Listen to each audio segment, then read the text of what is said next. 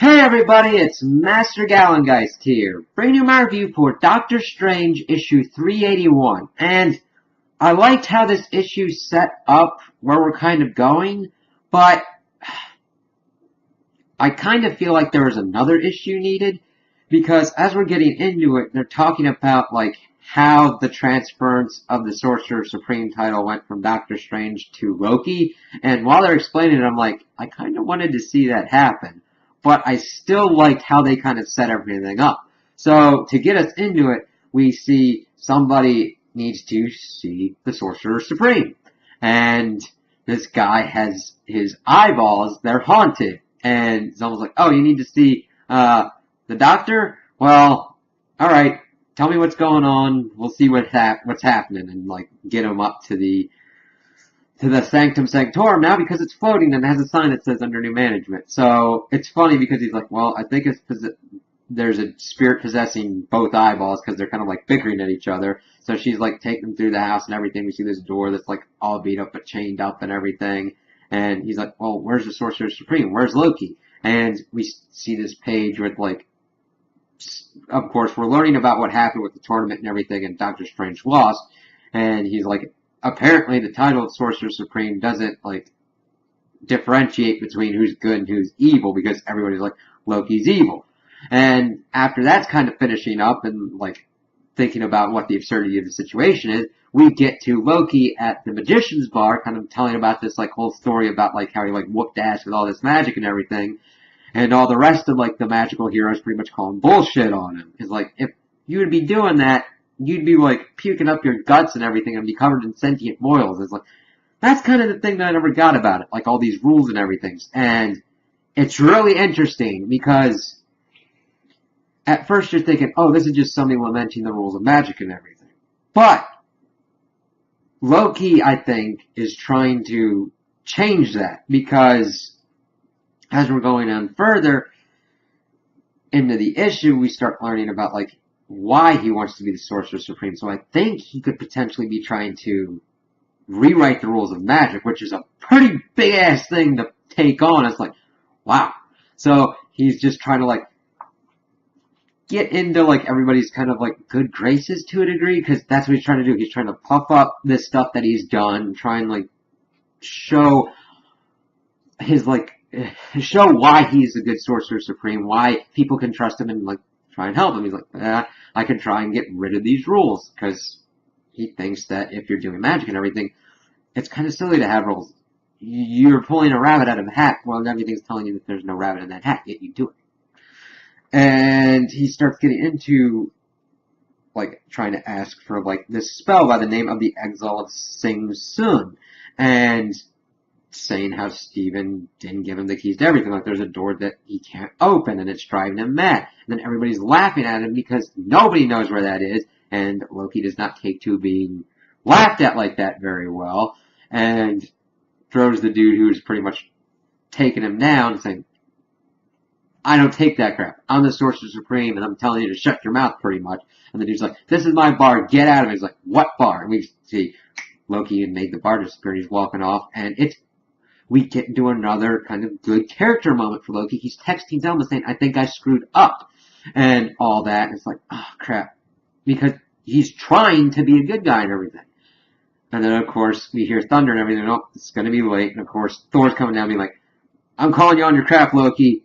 Everybody in Asgard's pretty much glad that you're gone, but I don't believe you for a minute. And then we get a very kind of un-Loki, reaction. He's like, fine. He's like, my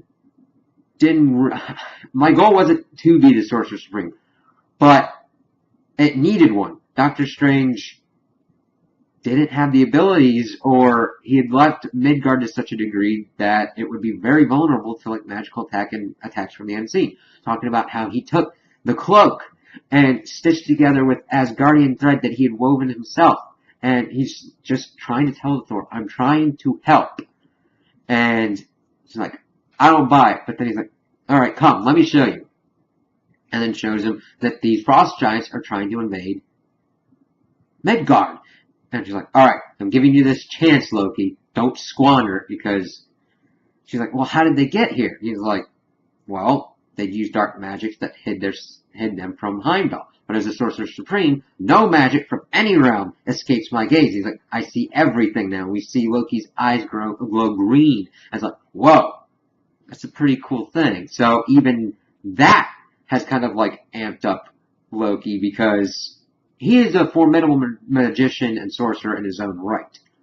But being the title and having the title and the powers of the Sorcerer Supreme have evidently given him some cooler new abilities to actually see all this stuff. And of course, when Thor's flying away, he's like telling good luck to her, Dr. Foster. So Loki knows who Thor is now, but has not used that against Thor at the moment. It's like, yeah, Loki's trying to help. It's really kind of cool. So then we kind of get towards the end, and we're figuring out kind of what's going on with Stephen Strange. He's evidently a veterinarian, and is one of his magical associates is like yelling at him for losing it to Loki and everything, and he's like, listen, I'm trying to do what I need to do. And of course, I know that they're going to bring Doctor Strange back into it, and I mean, it's called Doctor Strange for a reason. So I can't wait to see kind of like how him and Loki kind of work together, kind of like buddy cop thing, because Loki's going to need him. He's going to need Loki to kind of get back up to par, because he's still using his magic, I believe, because he's talking to a dog because she called him a Dr. Doolittle. And he's like, hey, what was that supposed to mean? It's like, yeah, veterinarian talks to animals and stuff. He's like, yeah, it's a pretty good joke.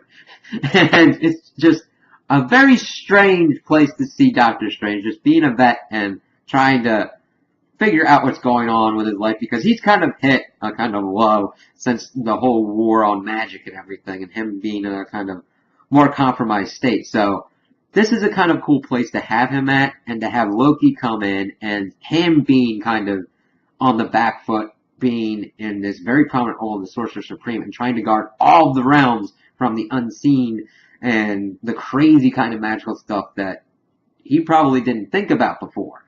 That could take these characters into some really, really unexpected places, and I can't wait to see kind of where they go with this.